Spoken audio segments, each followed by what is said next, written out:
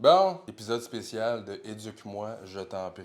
Je suis avec Mirko D'Agata, directeur culinaire chez Pizzeria 900 et récemment champion pizzaiolo. Est-ce qu'on peut dire ça? On peut dire ça, oui.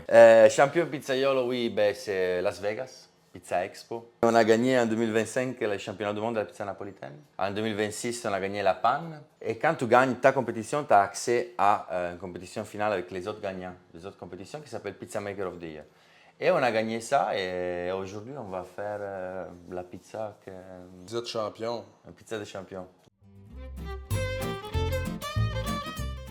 Toi, depuis le début de ta carrière de pizzaiolo, c'est la pizza napolitaine ton premier amour? C'est pizza napolitaine, mon premier amour. Mais après ça, j'ai découvert le style de la romaine aussi. J'ai voulu approfondir aussi beaucoup mes connaissances en boulangerie pour comprendre un peu qu'est-ce qu'on fait, d'où on vient, pourquoi on fait certaines choses. C'est du gros fan pour moi. Est-ce que tu boudes des types de pizza ou tes amis? Zéro, je boude de rien.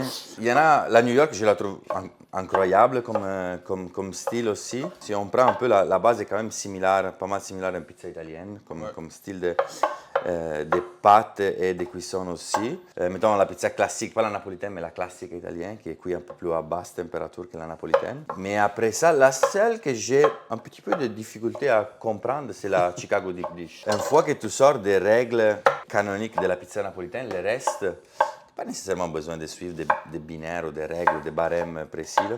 Parce que souvent, quand on pense à la cuisine italienne, on pense qu'il y a des règles très établies qu'il ne faut pas déroger. Seulement quand on travaille avec des choses qui ont comme des cahiers de charges bien définis, qu'on a voulu protéger. Mais sinon, pour le reste, pas vraiment, non. Fait que là, vous avez Pizzeria 900, vous avez Morceau. Oui, exactement. On a aussi toute jeune locali qui fait de la New York. Dans vos pizzerias, vous restez vraiment authentique Italie, sauf que vous mettez beaucoup le Québec de l'avant quand même dans tout Ah oui, ça. c'est très important parce que je trouve, une des choses que j'ai toujours pensé, c'est que quand on peut rester ici au Québec, on reste ici avec les producteurs locaux, puis l'histoire des gens derrière, surtout que c'est la chose, je trouve que c'est la plus importante parce que les gens passionnés, ils ont toujours une histoire derrière qu'il faut être capable de raconter. Autre que les produits qu'ils font, parce que la plupart des fois, quand tu es passionné, tu finis par faire un bon produit. Mais quand on peut vraiment pas rester ici, ben là, on s'en va en Italie. Donc, regarde, l'huile extra vierge d'olive, les tomates, les vinaigres balsamiques, certaines choses que c'est comme pas possible encore de trouver ici. C'est quoi la raison pourquoi on ne peut pas retrouver ces ingrédients-là ici? C'est-tu parce que la température là-bas est plus propice? Exemple, les tomates, je sais que... Pour le moment, c'est encore ça. Et je t'avoue que c'est aussi pas mal une question de quantité. On utilise vraiment beaucoup de tomates. Donc, même à trouver quelque chose ici, et les profils de qu'est-ce que nous on cherche pour faire cette pizza-là, napolitaine. À part ça, c'est vraiment une question de quantité aussi. On passe beaucoup de containers Puis l'Italie en produit. L'Italie est comme structurée pour faire ça. Les compagnies en Italie qui font de la tomate en canne sont capables de produire 80-90 containers par jour dans les 3 mois qui sont en opération. On va faire griller nos légumes? Oui, parfait. Regarde pas mon huile d'olive, là. C'est pas grave, hein? Du tout. Sel. Ça, c'est du sel, hein? Oui. Oui, sel de mer. Et si tu as du poivre, J'ai mon moulin à poivre avec du poivre déjà moulu dedans. alors ici, on a farine 0,0, on a un petit peu de sel de mer et on a de la levure de bière séchée.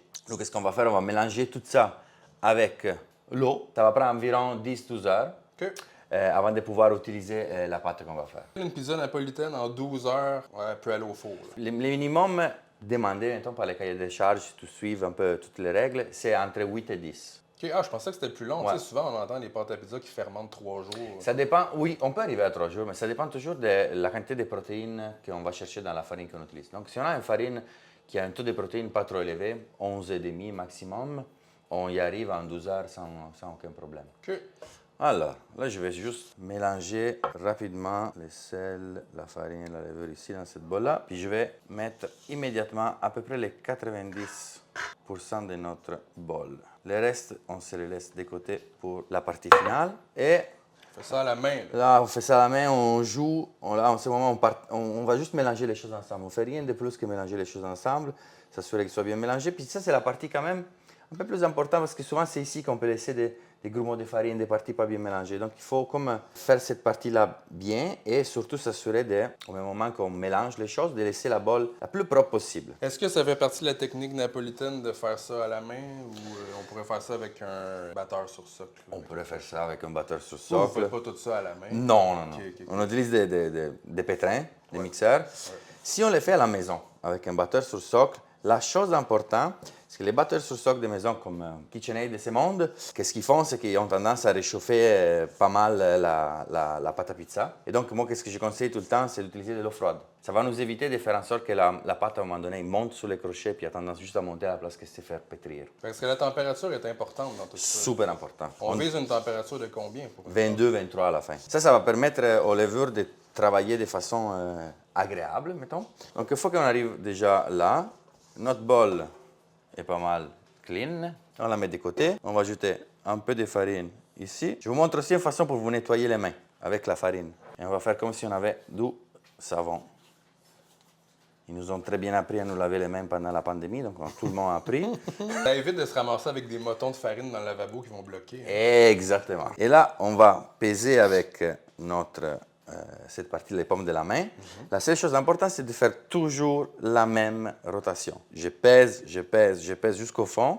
Quand je me retrouve avec un saucisson comme ça, ma fermeture était là. Je la reprends, je la retourne de ce côté-là et je recommence. Ça, c'est parce qu'on est en train comme de créer un réseau, le réseau du gluten, de les pousser à avoir assez de force pour garder à l'intérieur tous les gaz de fermentation qui vont se développer à l'intérieur. Parce qu'à la fin, nous, on veut quelque chose quand même de léger. À chaque fois qu'on voit qu'elle commence à être légèrement humide, on y va donner un petit peu de farine. Le fait de les faire comme ça, c'est ce que les Napolitains appellent les points de pâte. Les points de pâte, c'est quand c'est la pâte qui te dit « Hey, je n'ai assez de farine, je n'ai pas besoin que tu me donnes plus de farine. » Puis comment on le détermine, les points de pâte, c'est que quand on est capable de garder la main sur la pâte à pizza 20-25 secondes, sans que rien reste collé, on est arrivé. Après ça, la seule chose que nous, on va décider, c'est est-ce que j'ai besoin d'avoir une fermentation plus longue? Est-ce que j'ai besoin de plus de temps? Ben, je vais décider que mon point de pâte, il va être plus dur. Donc, j'ajoute un peu de farine en plus. Tout ça, naturellement, si on travaille avec des règles, des cahiers de charges qui nous imposent de ne jamais utiliser du frigo. Tout à température pièce, tout le temps. C'est aussi une chose assez logique pour les autres parce que les farines européennes n'ont pas beaucoup de protéines. Donc, en n'ayant pas beaucoup de protéines, ils n'ont pas besoin d'une longue fermentation et maturation. Donc, souvent, la pâte était faite à la fin du service du soir pour le midi et les matins vers 9-10 heures pour le soir. De toute façon, qu'il y avait toujours les 10-12 heures fameuses qu'on parle. Frais du jour. Frais du jour. Aujourd'hui, naturellement, il y a plein de monde qui utilise les frigos. Les frigos aident tout le monde à garder ça, mais la base de l'ancienne règle qu'encore aujourd'hui on utilise, c'était pas mal pour ça. Puis au niveau de l'hydratation, tu sais, souvent les pâtes à pizza, ce qui va faire la grosse différence, ça va être le niveau, le pourcentage d'hydratation. Oui. Tu sais, exemple, ça, est-ce que les Napolitaines, on vise quoi, 70, 65? Même pas. La règle est entre 55 et 62. Ah ouais, OK. Fait que c'est pas quelque chose qui va être dur à travailler. Non. C'est de nouveau parce qu'on a une question des farines européennes qui ont un taux de protéines qui est pas mal plus bas que les farines canadiennes. Les farines canadiennes, notre blé ici, il s'adapte. S'adapte aux conditions climatiques. C'est un peu comme moi quand je suis arrivé de l'Italie, je me suis adapté un petit peu. Ouais, OK, parfait. Mais c'est la même chose, ils s'adaptent et donc ils sont aptes à être capables d'absorber beaucoup plus d'eau qu'une farine européenne ou française ou name it. Et à cause de ça, c'est la même chose qu'ils font les blés australiens avec la chaleur. Donc, ce sont vraiment des farines super fortes. Et les Européennes, qu'est-ce qu'ils font? C'est qu'ils achètent les blés d'ici, des Grands Prairies, Manitoba, et ils l'ajoutent dans leur sac de farine pour pouvoir nous donner une farine qui se tient mieux aussi. Donc, la farine canadienne est super utilisée.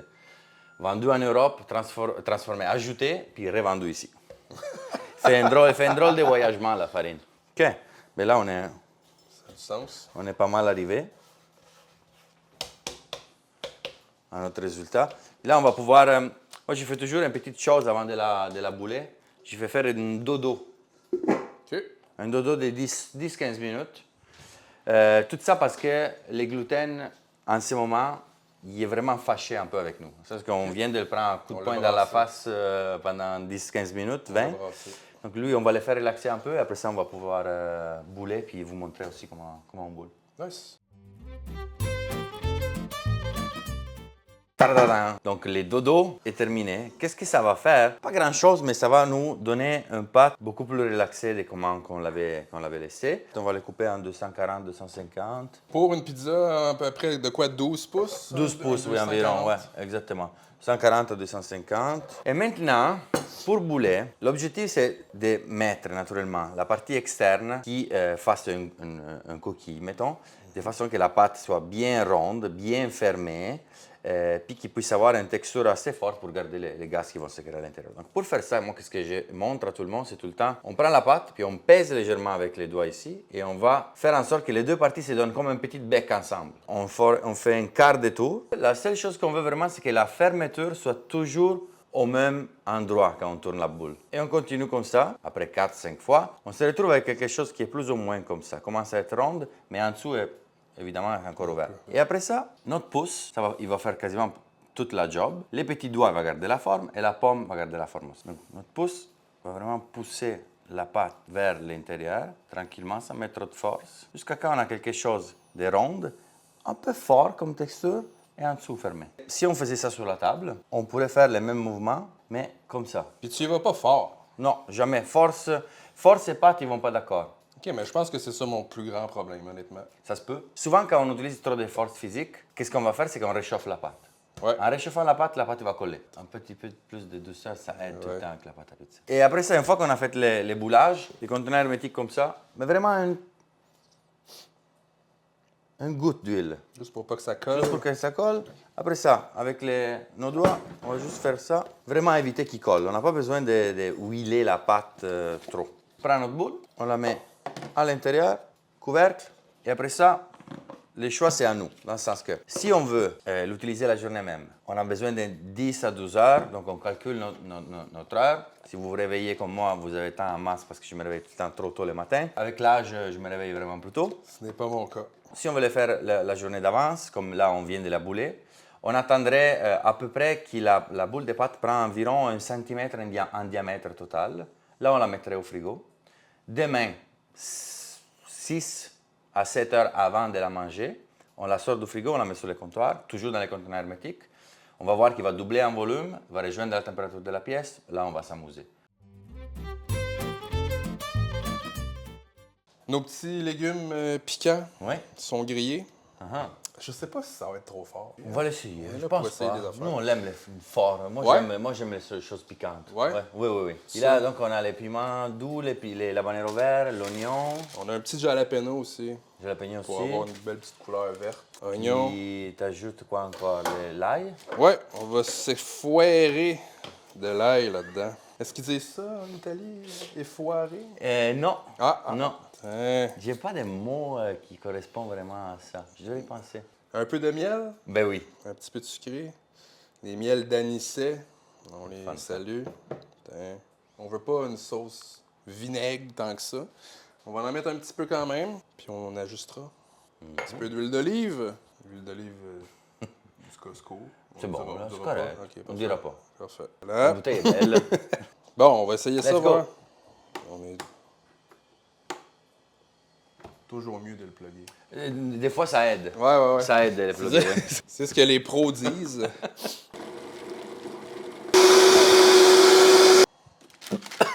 Ah ouais, hein? Ouais, c'est ça. Ouais, moi aussi, j'ai hâte.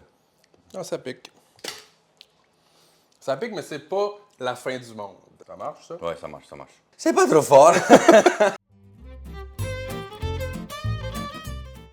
Velouté de zucchine. On y avait mis simplement un peu d'huile, un peu de sel, un peu de poivre, quelques petites feuilles de basilic. Oh, c'est beau. Ouais, hein? On va faire ça. Un petit peu d'huile, pas beaucoup. Bon, Puis- ça? Oui, let's go.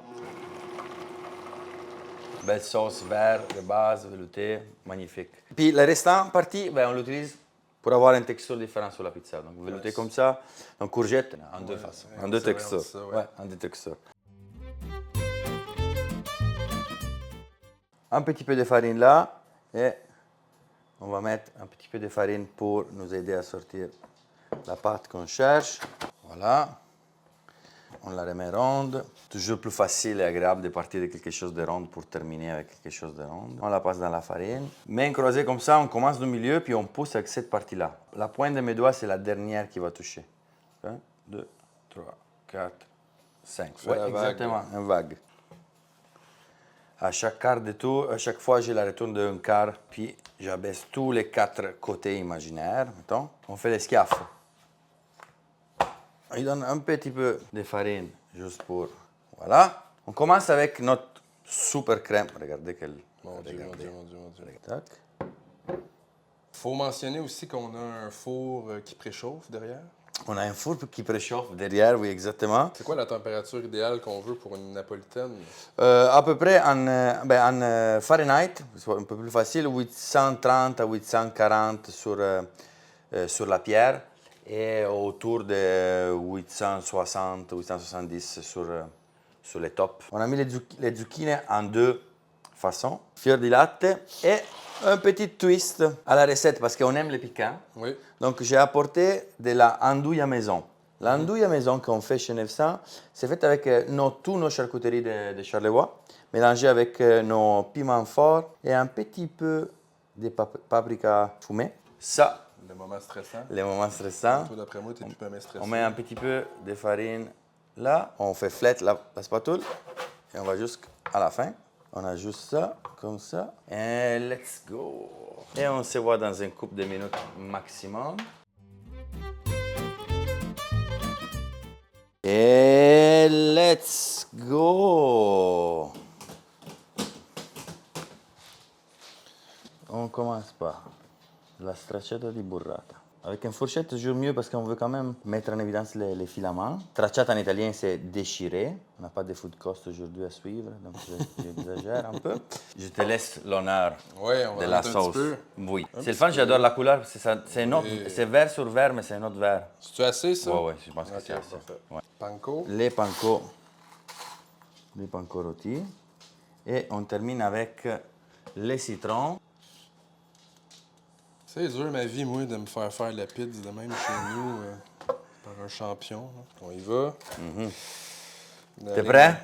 Je suis très prêt. C'est très beau, tout ça. C'est très beau, c'est le fun. On goûte à ça. Ouais. Chin. Cheers. Merci. Bravo. Si, mettons, on est trop paresseux pour faire cette pizza-là, est-ce que la pizza de champion sera disponible dans une de tes pizzerias? C'est un bon point parce que oui, il va être disponible à partir du 3 juin dans tous les succursales numéro 900 du Québec, partout. Il va s'appeler la Nerano. Parce que Nerano, c'est un petit village de la Campanie qui est vraiment très connu pour ses courgettes très douces, très délicates. Puis ils font plein de choses à base de la double texture de la courgette. Donc un purée ou un velouté avec les courgettes rôties ou frites. Courgette, 2 façons. Courgettes 2 façons. Et voilà. Exactement. Oh, wow. Merci tellement d'être passé. C'est un délice. Ciao. À plus. Ciao.